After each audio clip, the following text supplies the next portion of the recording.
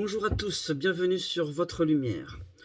Aujourd'hui une petite vidéo un petit peu particulière. Ça fait 2 jours que j'ai regardé la fin de la série Les Sopranos. La fin de la saison 6 donc. Et c'est une série que j'avais pas vue depuis 15 ans, hein, depuis 13 ans. Et là, confinement oblige, j'ai eu du temps devant moi et j'ai voulu me remater cette petite série qui m'avait beaucoup plu, qui était une série assez formidable, très bien interprétée, super histoire, bref. C'est pas ça le problème. Là, je vous parle de cette série parce qu'en fait, il y a un épisode qui m'avait particulièrement marqué de cette série. C'était l'épisode final de la dernière saison. C'était un épisode pour moi qui était fantastique, par la réalisation, la psychologie de la scène.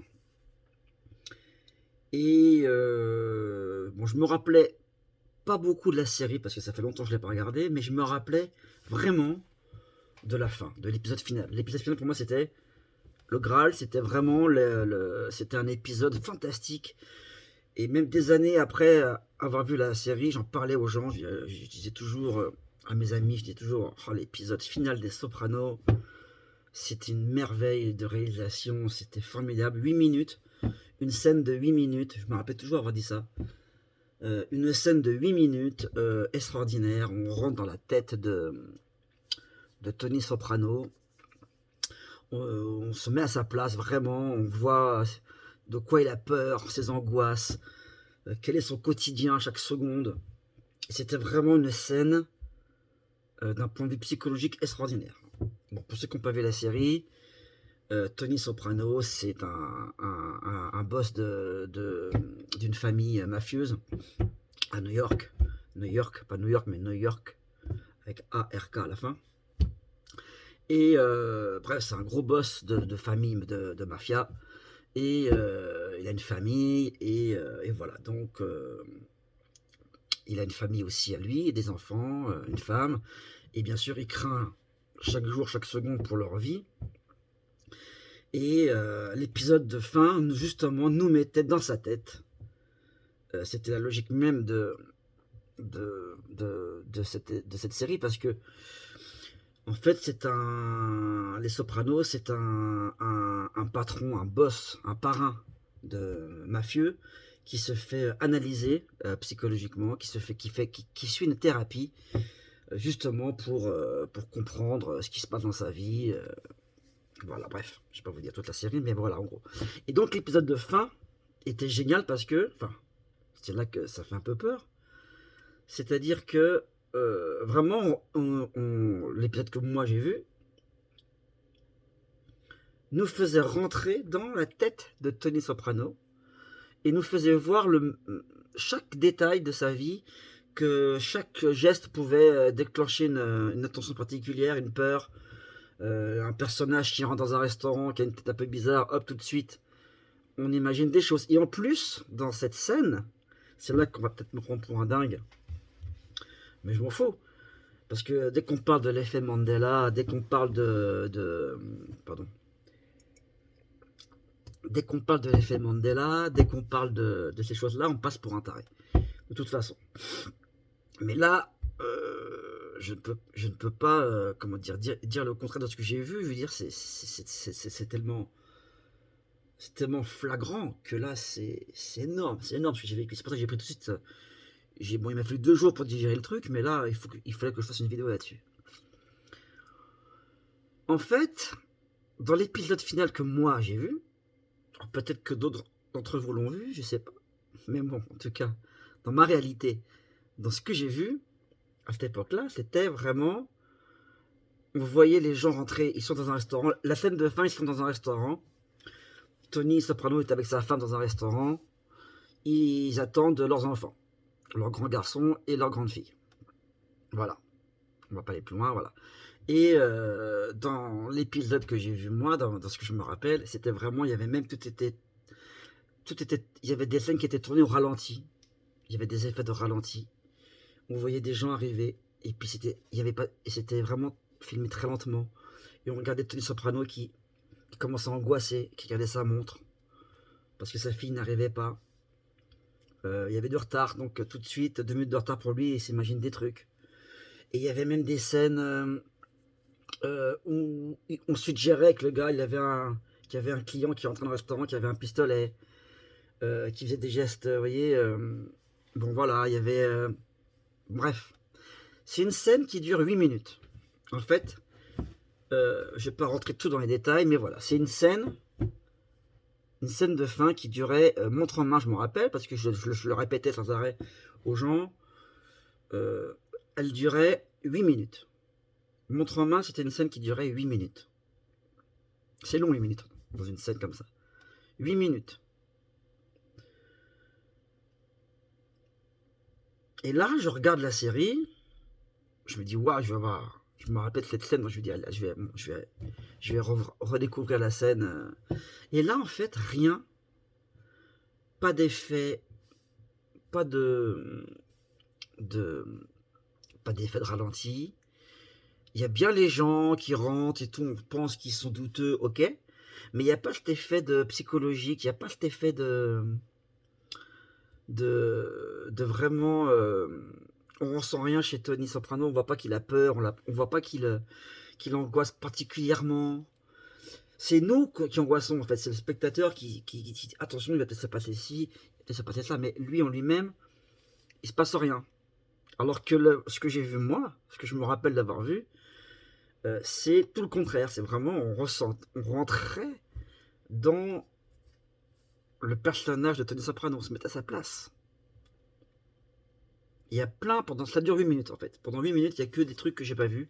Et en fait, la fin pour moi est pas si terrible que ça. Je l'ai regardé, j'ai dit merde, c'est pas ce que je me rappelais, quoi, du tout. Et j'ai pas kiffé, quoi. Et c'est assez incroyable. Parce que je voulais faire une vidéo là-dessus parce que souvent on parle de Mandela Effect, c'est des images, c'est des logos, c'est des trucs bien précis. Une phrase dans un film. Par exemple, là, souvent on prend l'exemple de Dark Vador qui dit à Luke je suis ton père. Alors, moi c'était Luke, je suis ton père. Bon, ça, à la limite, on peut se dire que c'est le cerveau qui peut, bon, jouer des tours. Des choses bon, un peu plus pertinentes avec dans Star Wars le robot C3PO qui est tout en or, mais moi je me rappelais de C3PO tout en or, mais apparemment il a toujours eu une jambe en argent. Bon, ça aussi c'est assez bon, c'est bizarre, je me rappelle pas d'avoir vu C3PO avec une jambe en argent, mais bon, ça encore je peux admettre. Je me dis bon, c'est peut-être le cerveau qui peut jouer des tours, fait des années, bon, quand ça fait 20-30 ans qu'on n'a pas vu un truc, bon, sur des détails comme ça, on peut comprendre. Mais là, moi, ce que je comprends pas là, c'est vraiment, c'est que c'était un truc qui m'avait marqué. C'était un épisode qui m'avait marqué et j'en parlais régulièrement à des fans de séries, et voilà. Et là, je remate l'épisode, c'est pas du tout l'épisode que j'ai vu. Donc très très très troublant. Moi, franchement, je suis chamboulé. Parce que ça peut pas être un effet, ça peut pas être quelque chose qu'on peut expliquer avec le cerveau, avec la science. Je ne pense pas parce que 8 minutes, un souvenir. Alors, je me serais fabriqué un faux souvenir toutes ces années. Alors, c'est quand même assez troublant si on peut se fabriquer comme ça des souvenirs de plusieurs minutes comme ça. C'est quand même assez troublant, je ne pense pas. Après, bon, chacun se fait ses idées, hein. Chacun est libre de ses opinions. Moi, je sais, j'ai une belle mémoire, je me rappelle de choses d'il y a 20, 30 ans, sans problème. Je peux retenir beaucoup de choses. Il y a des choses que je me rappelle même moi étant enfant, vraiment tout petit, 3, 4 ans. 2 ans, des choses qui, voilà, je me rappelle de pas mal de trucs. J'ai une mémoire quand même pas dégueulasse. Euh, mais là, c'est pas seulement de la mémoire, c'est l'effet que ça a eu sur moi, quoi, sur comment dirais-je. Cet épisode m'avait laissé des sensations, des sentiments, vous voyez ce que je veux dire, c'est pas seulement une image ou une phrase, c'est des trucs qui sont ancrés vraiment dans mon subconscient, dans ma conscience. Dans, voilà. Euh, je ne peux pas inventer ce genre de scène. C'est vraiment. Il y a même à un moment donné, quand. Bon, vous n'avez peut-être pas vu la série, ça va peut-être pas vous parler, mais il y a une scène où la fille de Tony Soprano se gare devant le restaurant. Elle est en retard, donc déjà une angoisse. Et en plus, en se garant, elle fait un bruit je me rappelle de ça, elle fait un bruit de pneu il y a un bruit de. Ça fait un bruit quand elle se gare, elle rase le trottoir avec son pneu, ça fait un bruit comme une balle. Et voilà. Et dans la scène que je me rappelle, il réagit. Il entend un bruit, il réagit à ce bruit. Il y a ça, il y a, je vous ai dit, ces effets de ralenti. Et même, je me rappelle même que dans ce que j'ai vu, il a un cigare, il fume un cigare. Et puis il regarde comme ça, il est calme, là il n'y a rien, il a pas de cigare, il fume pas. Euh, c'est c'est des choses qui m'avaient marqué et que je n'ai pas du tout retrouvé dans l'épisode que j'ai regardé. Voilà. Alors, certains diront, bon, celui-là il est taré, il est fou. D'autres ils diront, bah ouais, bon bah ça s'explique, c'est un effet, ça peut être un effet psychologique, ça peut être quelque chose qu'on s'est fabriqué au fil des années. Je ne sais pas, franchement, je doute vraiment que ce soit explicable d'un point de vue scientifique, ce que j'ai vécu. Pour moi, c'est vraiment bizarre, très bizarre. Que je me rappelle pas de 2-3 scènes, évidemment. Ça fait 15 ans que j'ai pas vu, ou 13 ans que j'avais pas vu cet épisode. Mais que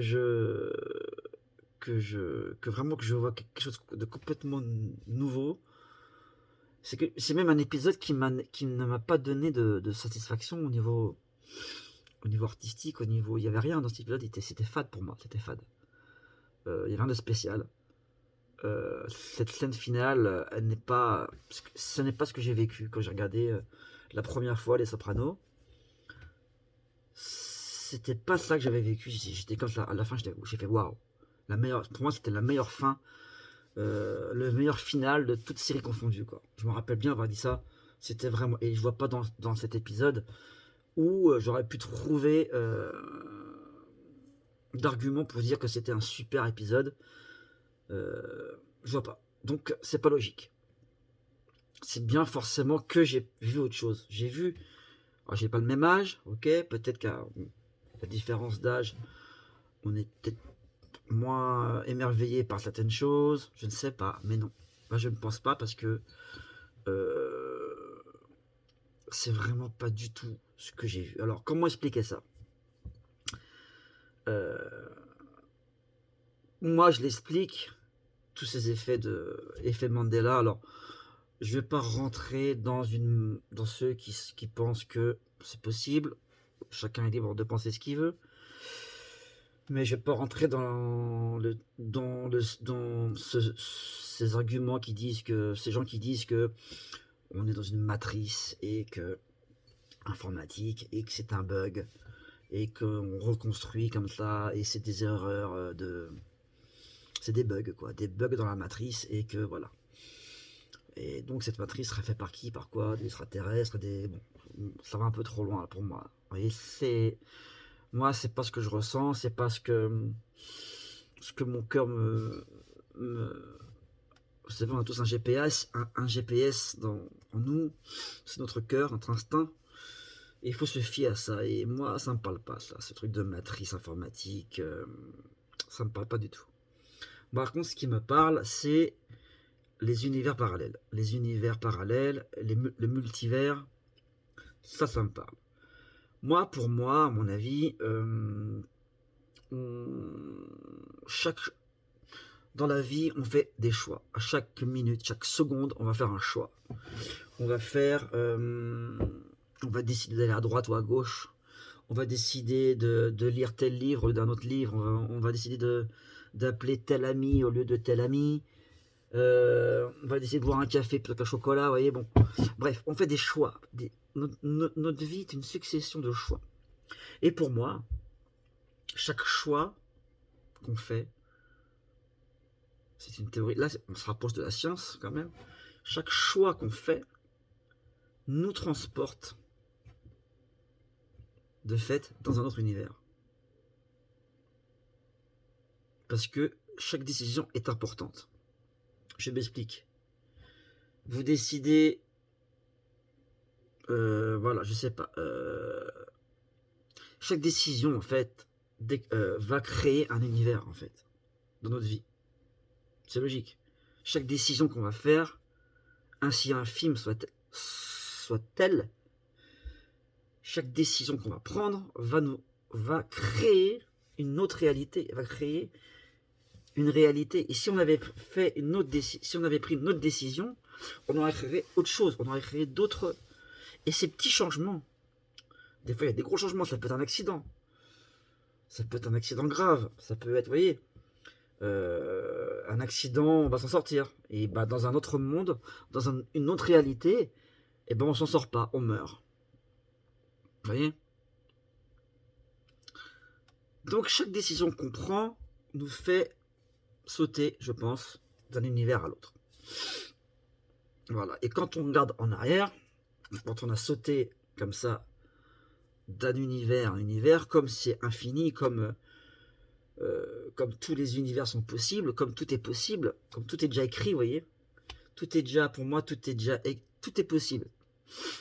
Le champ des possibles est infini. Donc il y a un univers où il y a un univers pour chaque décision qu'on a prise ou qu'on n'a pas prise. C'est ça pour tout le monde. Pour les 7 milliards d'humains qu'on a sur Terre, imaginez les nombres d'univers que ça peut faire. Tout existe. Et tout existe. Et tout ce qu'on va faire, ça existe déjà. Mais on va juste sauter. On va juste sauter dans un univers qui existe déjà, mais qu'on a créé déjà ailleurs, dans une autre, voilà, et on va sauter comme ça, enfin je sais pas si je me fais comprendre comme il faut, mais on va sauter comme ça d'univers en univers, et des fois, bah, quand on regarde derrière, et ben, il y a des variantes, c'est-à-dire, il y a des variances, surtout au niveau de la création artistique, cinématographique, graphique, comme les logos, évidemment que c'est impacté directement, tout ce qui est artistique, parce que un créateur, il va décider de faire un logo, de faire un trait, comme ça, et puis dans un autre monde, enfin, il aurait pu faire un trait comme ça, vous voyez, il aurait pu faire, voilà. Donc, comme tout est possible, comme chaque geste, comme chaque est possible, donc forcément, le logo, il peut, quand on saute d'un univers à l'autre, eh ben, on va remarquer des petites différences comme ça. Des fois, elles peuvent être grosses, comme là, comme j'ai vu dans la série, ça peut être quelque chose vraiment d'énorme sur la durée, ou ça peut être même sur un événement historique qui n'a jamais eu lieu. Ça peut être des petits trucs, un logo, voilà, une phrase, n'importe quoi. Et on remarque ça souvent, vous voyez, dans tout ce qui est artistique, graphique, parce que voilà, parce que justement, c'est chaque décision qu'on prend, je vous dis, je me répète, mais chaque décision déclenche un univers, et le fait qu'on et l'autre décision aussi. En fait, on prend toutes les décisions en même temps, tout le monde. C'est ça qui est dur à comprendre. C'est que tout existe. On pense, voilà, on pense que on est libre de notre, on a un libre arbitre. C'est clair, on a un libre arbitre, mais il faut bien prendre conscience que toutes les décisions qu'on va prendre existent déjà. C'est comme si vous voulez, une carte routière. Vous voulez une carte. C'est comme les routes. Les routes, elles existent déjà.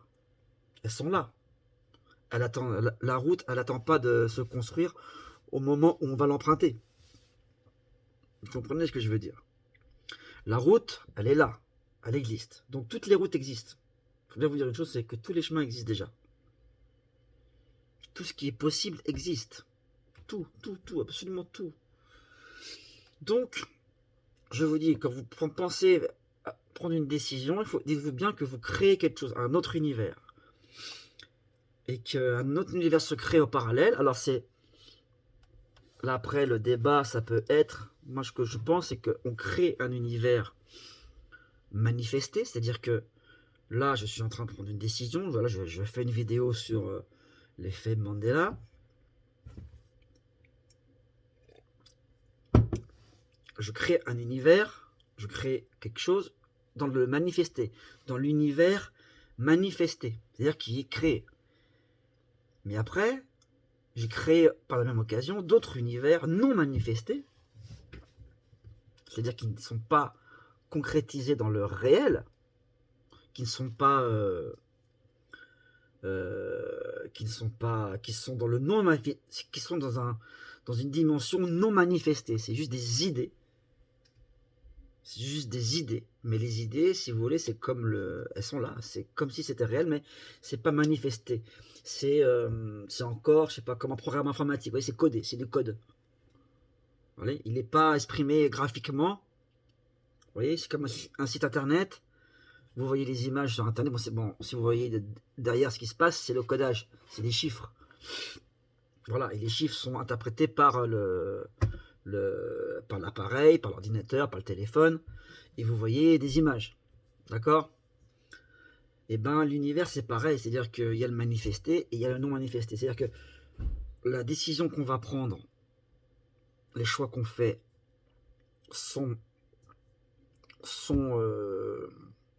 déclenchent créent un univers manifesté, c'est-à-dire qu'on peut toucher, qu'on peut voir, mais en même temps ça déclenche aussi des univers non manifestés qui n'existent pas à part entière, mais qui sont créés, qui existent et qui ont une continuité dans d'autres plans, dans d'autres dimensions, non manifestées, non matérielles. Et voilà. Et c'est ça que, bon, c'est ce que je pense. Après, bon, on pourra aller plus loin là-dedans, mais voilà en gros, pour moi, comment j'explique l'effet Mandela sur certains points. Après, faut pas tomber non plus. Voilà. Après, c'est vrai que le cerveau peut nous jouer des tours, évidemment. On peut croire certaines choses, mais là, bon, quand c'est des choses comme ça, vraiment, qui remet en cause vraiment pas mal de souvenirs, et même qui remet en cause vraiment des choses aussi importantes que ça, pour moi, c'est pas un effet psychologique. Je vous le dis, on est dans l'effet Mandela, et pour moi, l'effet Mandela, c'est pas des petits extraterrestres qui sont trompés dans le codage informatique. Non, c'est pas ça.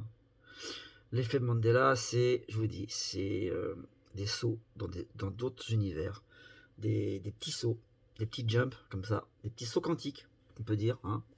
Des petits sauts quantiques qui nous mettent dans... Là, on se déplace comme ça d'univers en univers. C'est très subtil. Il y a des fois, il y a très peu de choses qui changent d'un univers à l'autre.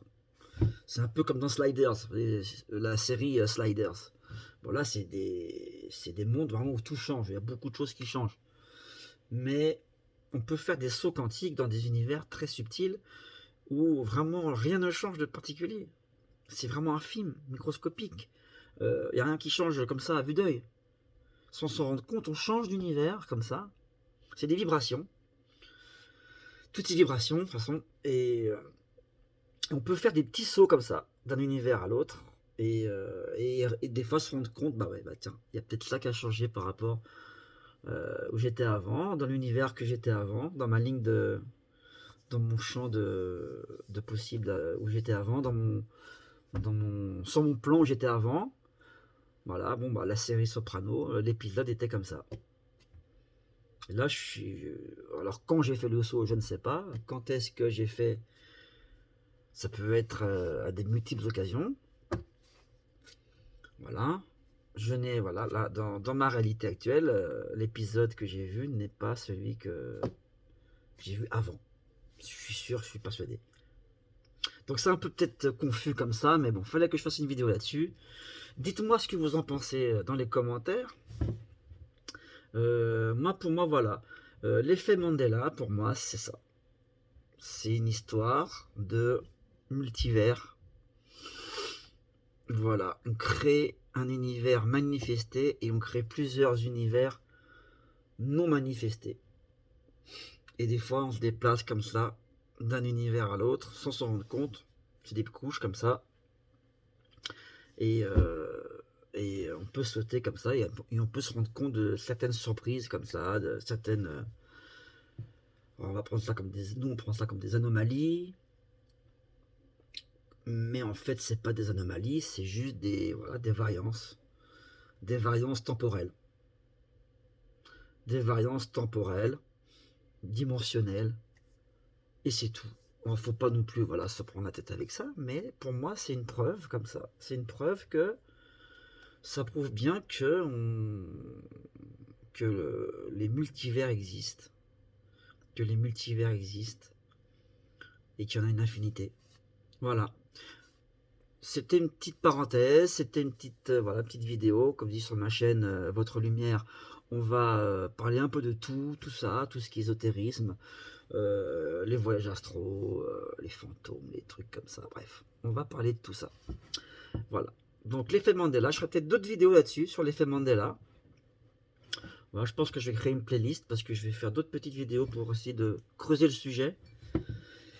J'espère que ça vous a plu. N'oubliez pas de vous abonner à ma chaîne. Et puis, tenez-vous au courant. Là, je vais produire régulièrement des petites vidéos comme ça. Et j'espère que ça va vous plaire. Allez, à bientôt. Ciao, ciao.